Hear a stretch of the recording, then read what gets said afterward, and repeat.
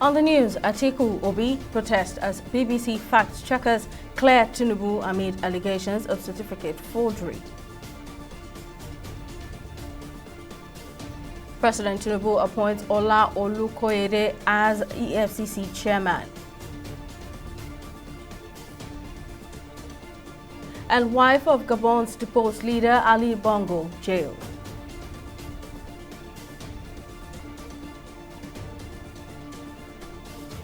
Welcome to News Now on TV 360 Nigeria. I am Simisola Adigun. The camps of the People's Democratic Party standard bearer Atiku Abubakar and the Labour Party presidential candidate Peter Obi have protested the BBC report that there is no evidence to back the diploma forgery allegation against President Bola Tinubu.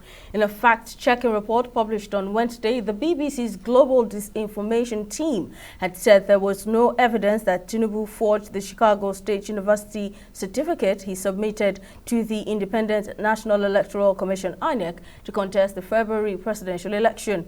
The global disinformation team explained that it fact-checked the most widely circulated claims to arrive at its conclusion.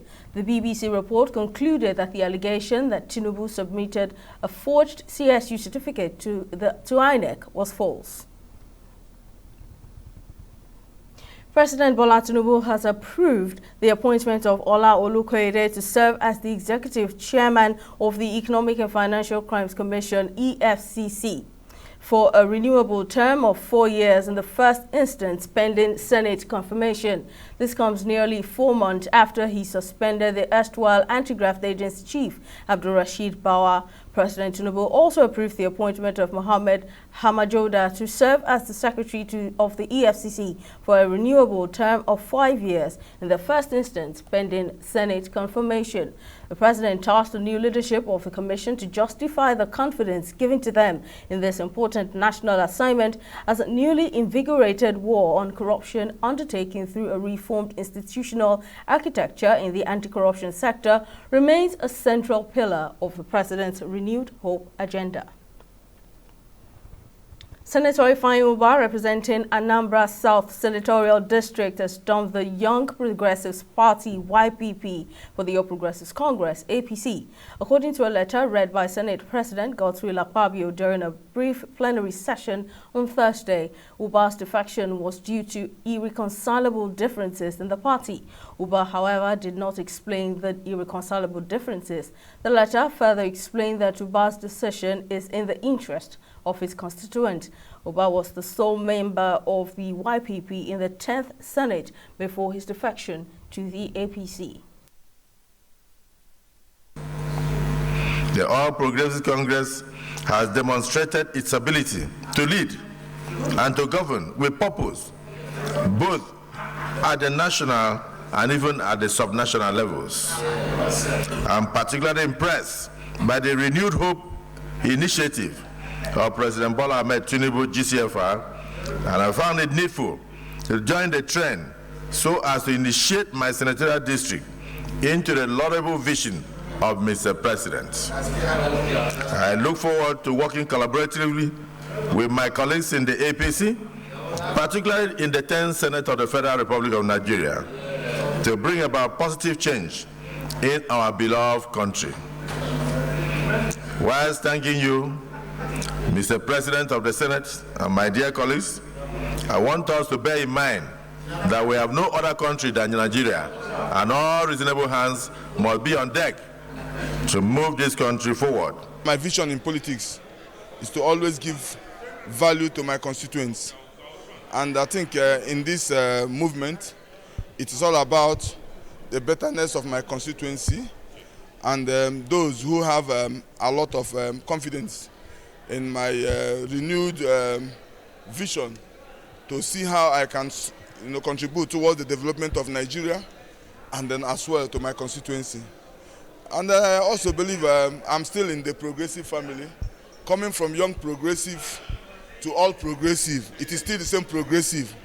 So let us see how we can support Mr. President to give quality leadership and focused leadership to Nigeria. Two suspects have been arrested by the Nigeria Police Force for robbery and the murder of a Kwara socialite Adeniyi Ojo. According to police reports, the suspects, Adama Joseph and Oreoluwa Davis, who are students of Kwara Polytechnic, lured the victim into having a threesome and BDSM with them after he refused to give money to one of them following several requests. Speaking during the interrogation, one of the suspects said the victim had been demanding an intimate relationship with her for some time, but failed to meet her financial needs whenever she requested. The man is like, he did not have like cash or anything with him that day in his pocket or anything, and we didn't go to his car, so there was nothing else that we could do except if we were able to like get money from his account. So when my friend put the phone in front of his face, that was when he now freaked out and he now started like shouting and everything. I don't know how he managed to lose the rope that was used to tie his hand, and he started hitting my friend. So as he started hitting my friend and he started shouting, she took the pillow and placed it over his face to muffle his screams from shouting. So like during everything, suddenly he just went calm, and like as he went calm, I got down from bed and I asked my friend that like I think this man is pretending because like he wants us to like let our guard down, and he will try to stand up and try to hurt us again. So I kept telling my friend that I think he's pretending to be asleep, that he's pretending to be asleep. So my friend went to the door and she turned the key of the door, pretending like we were leaving, and she said he opened one of his eyes. So when she said that, we now went to him and we're now begging him that, okay, please, can you wake up? We are not doing anything to you. Just wake up. We want to go, because we felt he was pretending, but he didn't answer. So that was when I now went outside to the reception, because before we entered inside with him, he gave us alcohol to drink, even though he didn't take any. We asked him why he did not take any. He said he does not need alcohol to get in the mood, that we should just drink the alcohol because he was going to deal with us tonight, like sexual talk and everything. He even touched my friend's breast while we were in the garden there, outside in the open space there. We did not discover he was dead until when the police apprehended us. Me, I went home to Mowe. So it was while I was in Mowe that the police came to apprehend us. I even thought that it was because we left with the man's phone, that was why they came to apprehend us. And we gave them the phone and the SIM card, only to find out later that that time that we thought he was pretending, he was already dead. Well, let's now go back to the story of the BBC checkers clearing President Tinubu of alleged certificate forgery. I have with me political affairs analyst, Mr. Jide Ojo. Thank you very much for joining me, Mr. Jide. Now, do you think that the BBC's fact-checking process is as transparent as they make it to seem, transparent enough to withstand, various backlashes? Well, for me, as far as I'm concerned, BBC is a reputable organization. It has existed for over 100 years, and it has standards. And if the organization hasn't come to deny that what they pushed out yesterday was a fake news, I think irrespective of the backlash from a section of Nigerian community, it stands. The truth of the matter is the 2023 presidential election has caused more division among Nigerians than every previous election in the last century. We started this electoral democracy 100 years ago in 1923.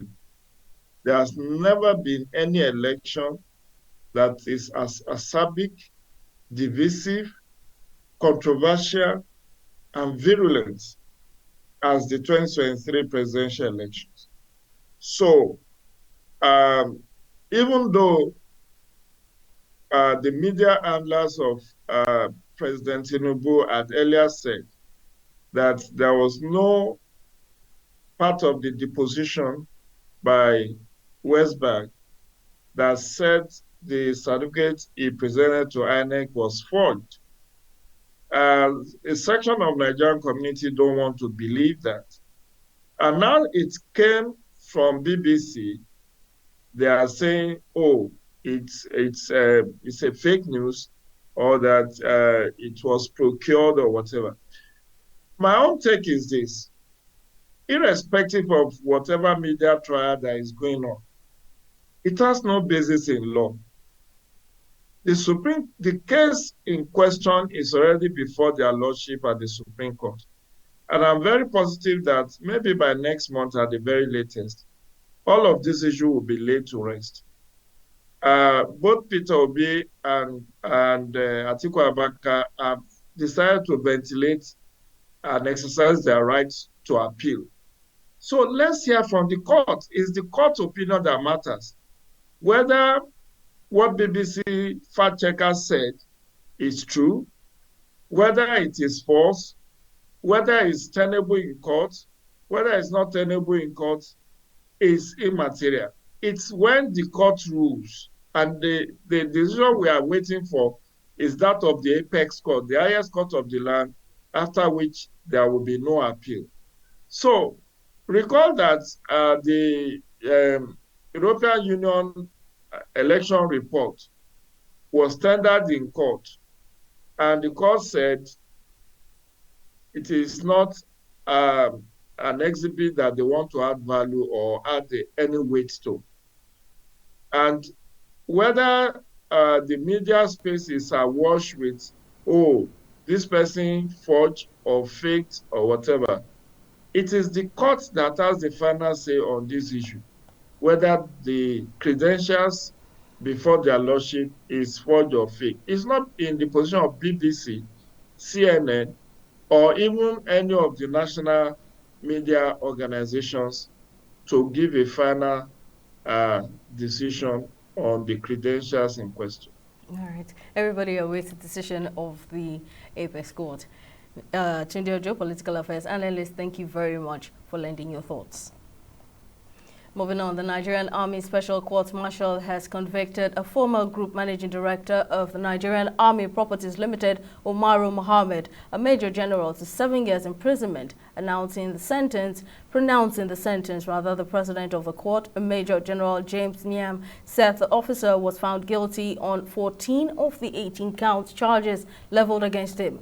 The court also ordered the convicted senior officer to refund $2.17 million and 1.06 billion naira, the amount of money he stole, back to the company's coffers. According to him, the verdict was made after due consideration of the plea of mitigation by the Defense Counsel.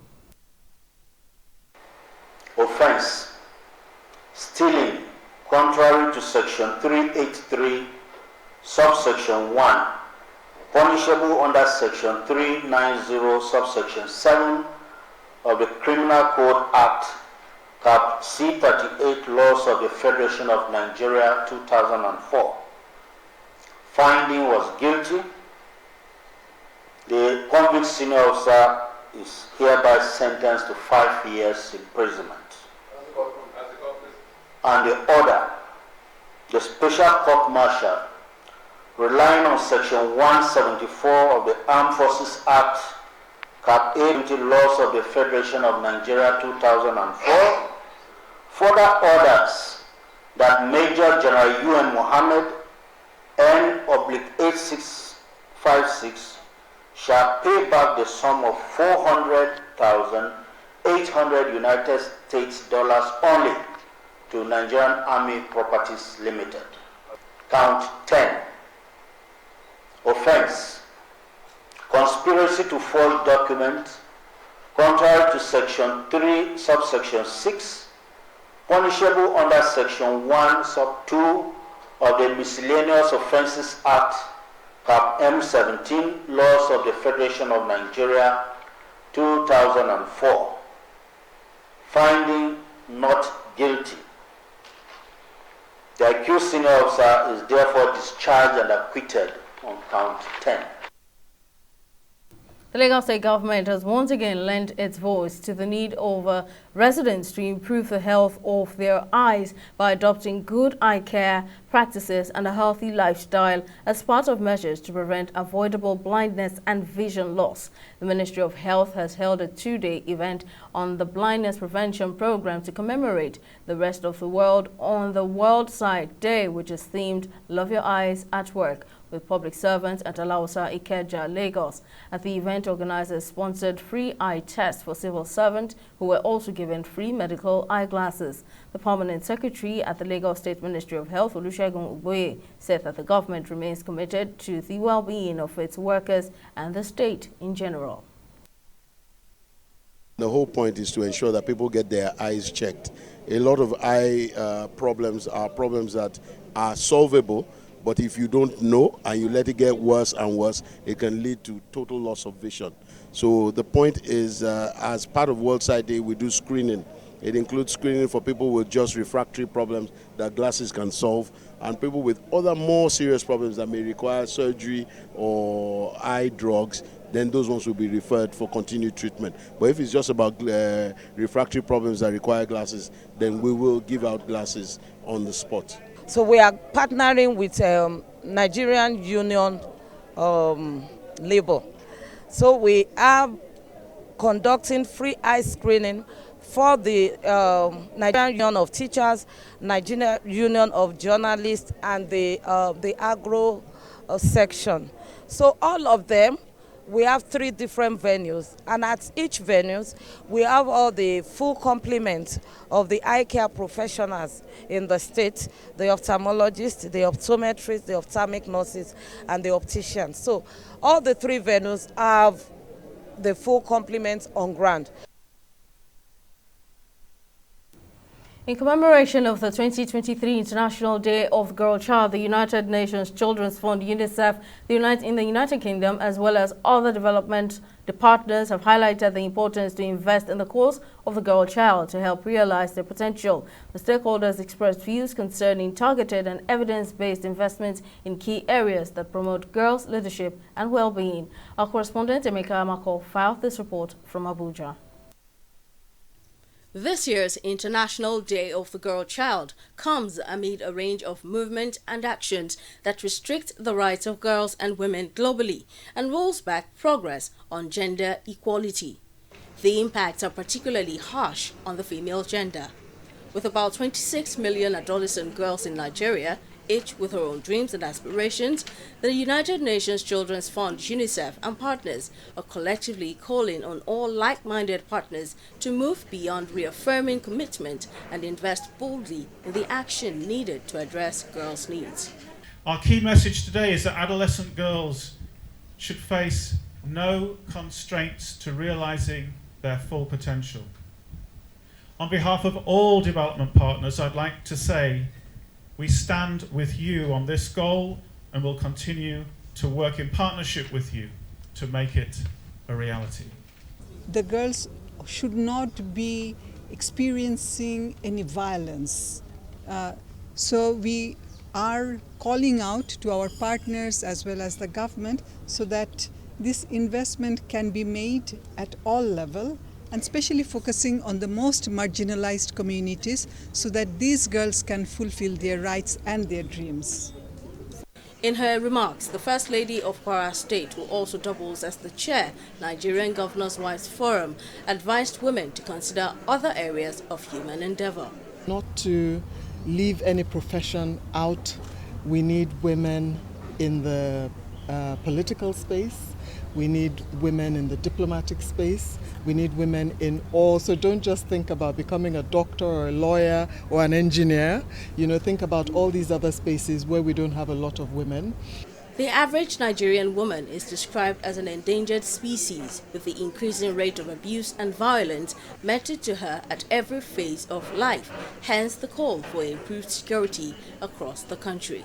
If the girl child is given an opportunity to go to school and then there's not enough security, the parents won't want to be in trouble actually with the girl. So they don't want to be in that trouble of having the girl kidnapped or having them harassed in any way or molested in any way.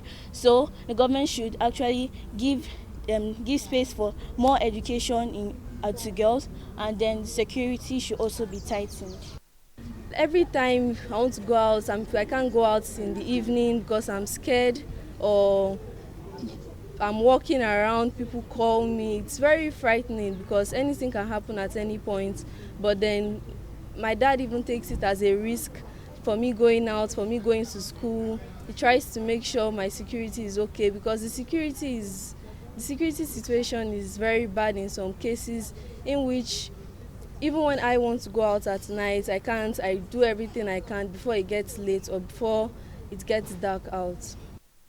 The theme for the 2023 International Day for the Girl Child, Invest in Girls' Rights, Our Leadership, Our Well-Being, highlights the clarion call for a multifaceted approach towards giving girls and women a voice in global affairs. Well, it's time for a short break, but coming up, Mikel Obi, Drogba, Mane and Hakimi named as AFCON 2023 draw assistants. Stay with us for details.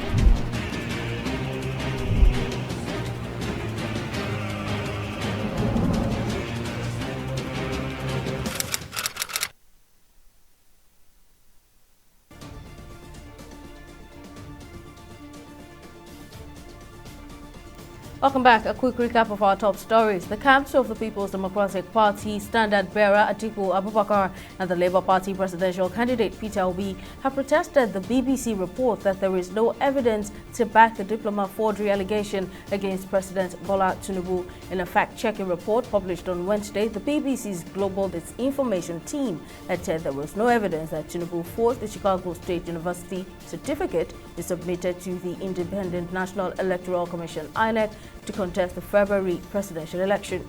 We also told you that Senator Ifeanyi Ubah, representing Anambra South Senatorial District, has dumped the Young Progressives Party (YPP) for the All Progressives Congress (APC). According to a letter read by Senate President Godswill Akpabio during a brief plenary session on Thursday, Ubah's defection was due to irreconcilable differences in the party. Ubah, however, did not explain the differences. In case you missed any of our news bulletins, or for more updates, you can catch us on Limex World TV or log on to our website on www.tv360nigeria.com. You can also follow us on our social media platforms on Twitter, Instagram, and YouTube at TV360 Nigeria, or download our mobile app on Google Play Store and Huawei App Gallery. On Facebook, we're at TV360 Online.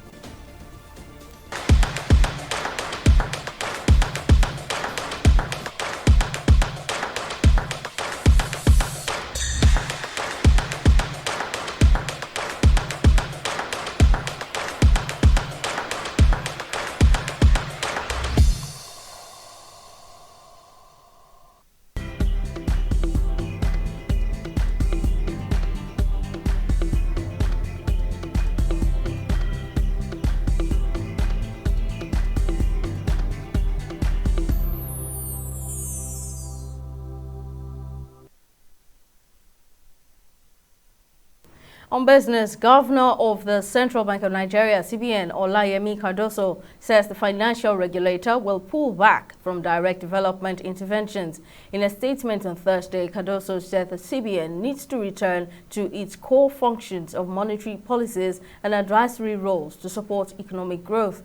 Cardoso said the new regulatory frameworks will be facilitated to unlock dormant capital in land and property holdings, as well as increase access to consumer credit and expand financial inclusion to the masses. He added the CBN will foster partnerships between key multilateral and international stakeholders in government and private sector initiatives.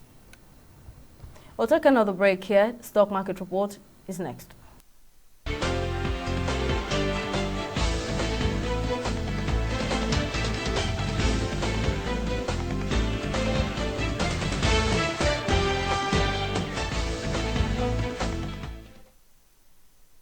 Bullish sentiment on the local bourse continued on Thursday. The market appreciated by 0.05% at the close of trading. The market capitalization still stands at the 36.89 trillion naira mark, while market breadth ended positive with 22 gainers and 9 losers. Thomas Wyatt Nigeria led the gainers with a 9.79% share price appreciation, followed by Courtfield Business Solutions. In 5,588 deals, investors exchanged a total of 309 million volume of shares valued at over 4 billion naira. It's a mixed trading day for our select foreign stocks. The UK's FTSE and Japan's Nikkei had bullish run, ending at 0.32% and 1.75% respectively. Meanwhile, the US Dow Jones, on the other hand, ended in bear at 0.28%. In international news, the wife of Gabon's deposed President Ali Bongo Ondimba, who is under house arrest since the coup in the Central African country in late August, has been jailed. Sylvia Bongo Ondimba Valentine, who was suspected of embezzling public funds, was jailed on Wednesday. Her lawyer, Francois Zemere, disclosed this to newsmen, denouncing the arbitrary illegal procedure. Bongo's wife was charged on September 28, 2023 with money laundering, forgery and falsification of records. She has been under house arrest in Libreville since the day following the military coup that ousted her husband as president. Sylvia Bongo and her son, Noureddin Bongo Valentine, are also accused of manipulating the former president, who has not fully recovered from a serious stroke in 2018. And on the sporting scene, a heavyweight quartet of Africa's biggest current and former football superstars Didier Drogba, Mikel Obi, Sadio Mane and Achraf Hakimi will support the Confederation of African Football (CAF) as draw assistants for the final draw of the 2023 Africa Cup of Nations. The final draw will take place at the Parc des Expositions venue in Abidjan on Thursday, October 12, as the build-up to the 34th edition of the biggest event on African soil reaches fever pitch. The final draw will be beamed in over 50 countries. Delegations and the coaches from each of the 24 participating nations, as well as other prominent persons, will be in attendance for the much-anticipated final draw. But that's all on news now at this hour. Thank you for staying with us. See you next time. Bye for now.